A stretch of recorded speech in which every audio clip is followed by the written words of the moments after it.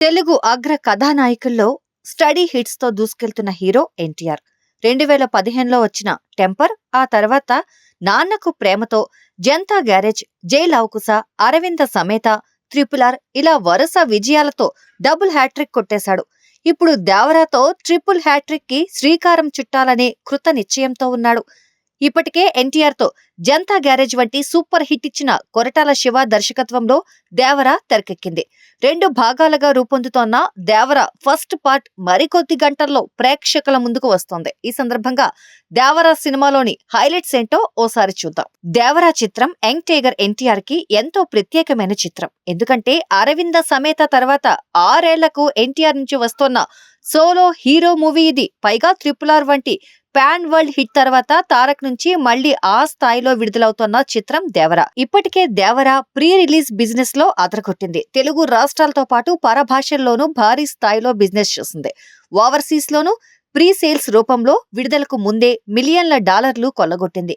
ఈ చిత్రంలో ఎన్టీఆర్ తండ్రి కొడుకులుగా ద్విపాత్రాభినయం చేశాడు. అయితే ఇప్పటి వరకు ఎన్టీఆర్ పోషించిన ద్విపాత్రాభినయాలు ఒకెత్తైతే దేవరాలో డ్యూయల్ రోల్ మరో ఎత్తు అని చెబుతున్నారు. ఈ సినిమాలోని 2 పాత్రల్లోనూ యంగ్ లుక్ లోనే కనిపించనున్నాడు. దేవరాగా పరగా 2 పాత్రల్లోనూ ఎంతో వేరియేషన్స్ చూపించనున్నాడట. అతిలోక సుందరి శ్రీదేవి కుమార్తె జాన్వీ కపూర్ టాలీవుడ్ ఎంట్రీ గురించి కొన్నేళ్ల నుంచి ప్రచారం జరుగుతోంది. అయితే ఇప్పుడు దేవరాతో జాన్వీ టాలీవుడ్ ఎంట్రీ జరుగుతోంది. అసలు తెలుగుతో పాటు ఒకేసారి తమిళంలోనూ ఓ క్రేజీ ఆఫర్ వచ్చిందట జాన్వీ కపూర్ కి. అయితే కరణ్ జోహర్ సూచన మేరకు ఎన్టీఆర్ దేవరా సినిమానే ఎంపిక చేసుకుందట.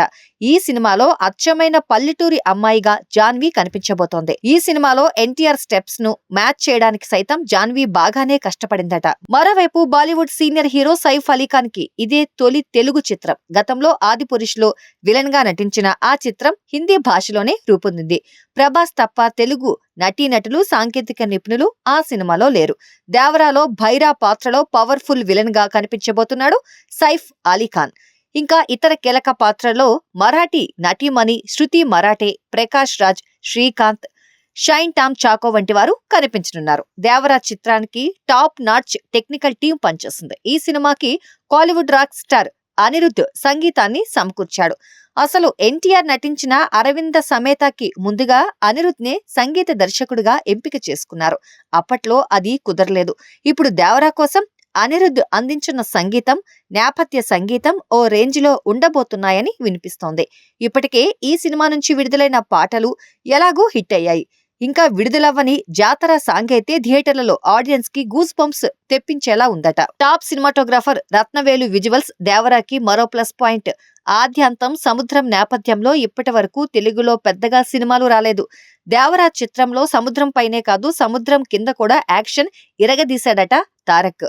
సొరతో ఫైట్ అయితే విజువల్ వండర్లా ఉంటుందంటున్నారు. ఇంకా జాతీయ స్థాయిలో ఎన్నో ప్రతిష్టాత్మక అవార్డులు అందుకున్న art director Sabu Cyril, editor Sreekar Prasad వంటి టెక్నికల్ టీం దేవరాకి పనిచేసింది. Crazy multi starrer triple R తో పాన్ ఇండియా స్టార్ గా మారాడు ఎన్టీఆర్. ట్రిపుల్ ఆర్ విడుదల కాకుండానే మొదలైన దేవరాతో మరో పాన్ ఇండియా హిట్ కొట్టడం గ్యారంటీ అని నమ్ముతుంది చిత్ర బృందం.